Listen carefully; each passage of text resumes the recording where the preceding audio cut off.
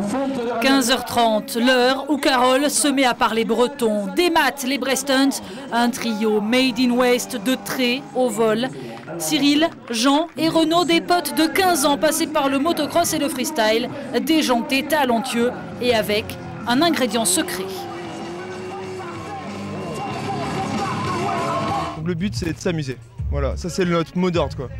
Voilà, si on s'amuse, tout va bien quoi. On se fait plaisir, on essaie de véhiculer ça aussi parmi le public quoi. Le trio passe les tricks les plus invraisemblables et les plus spectaculaires de la journée.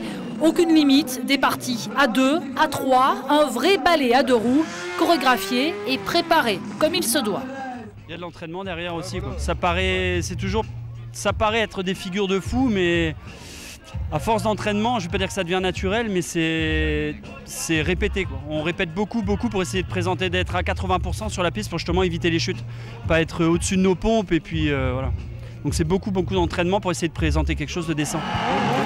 À voir les trois de Bretagne rouler aux côtés du mythique Darius Kachabi, le public ne se trompe pas, ils n'ont pas grand-chose à lui envier. Le symbole de cette France du stunt qui vient titiller, voire dépasser les pros américains. À l'heure actuelle, il y a énormément de bons pilotes en France. On va dire que même que la France commence à être vraiment un pays reconnu dans la discipline, parce qu'il y a vraiment, pour le petit PXC, il y a beaucoup de bons pilotes. Donc nous, on a la chance d'être là depuis quelques années, donc on connaît pas mal de monde.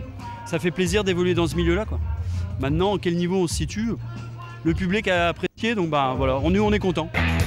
Contents, mais pour l'instant, les Brestones ne peuvent pas vivre de leur discipline. Leurs exhibitions suffisent à peine à couvrir les frais d'entretien et de déplacement, juste pour assouvir leur passion du stunt.